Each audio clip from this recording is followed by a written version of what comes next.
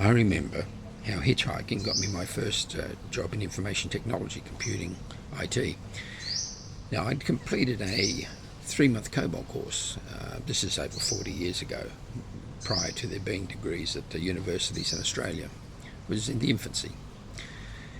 And I'd completed the course and passed, etc. And then I'd done that in Sydney, then gone back to Wagga, where my parents were, and I was living there. I was at the time, I think, 21, 22, something like that. And anyway, I was applying for jobs, and remember, there was no internet then, so you would actually be looking at newspapers and things like that. So eventually, I get asked. I get a phone call. Mum and Dad's home, and can you be for an interview? I said, yeah, absolutely. So I had to go to Sydney. So I left on Saturday morning. Now, unfortunately, they decided to call a train strike. So there was no way for me to get by train from Wagga Wagga to Sydney. So I had to hitchhike. So I had a little backpack, and I had my suit and everything in it, and off I went. Well, for some reason or other, it was really, really tough to get a ride. Normally, hitchhiking in those days wasn't that bad. I ended up not being able to get to Sydney. Matter of fact, I think I didn't even get a quarter of the way there. And the guy that had dropped me off had gone off to some place, some little town, so he left me on the highway.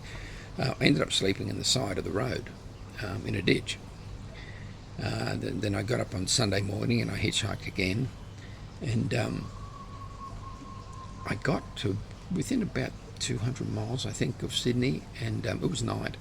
Couldn't get a lift, and there was a service station. Well, it was closed because in those days they weren't open 24/7. They didn't have 7-Elevens, things like that.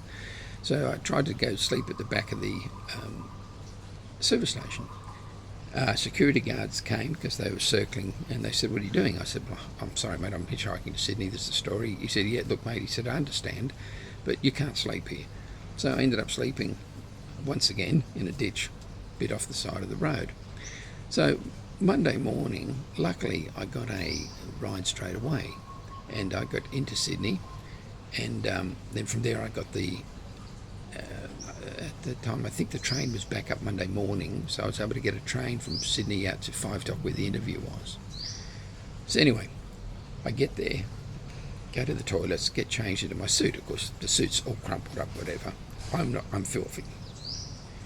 So I go into the interview, and the guy was he's about 6'5", South African, big bloke, big bloke.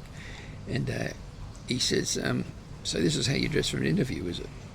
I said, "Well, it's a bit out of my control," and I explained what had happened. Now, he didn't ask for any of my credentials, and he said, "So you did all that to get to this interview?" I said, "Yeah." He said, "Well, if you're that keen and you've got that much dedication and you're that committed," he said, "you've got the job. Go set yourself up and let me know where you can start." And that was actually how I got into IT, and then had a career for 40 years. I don't know whether many other people have experienced that. Those days are probably gone.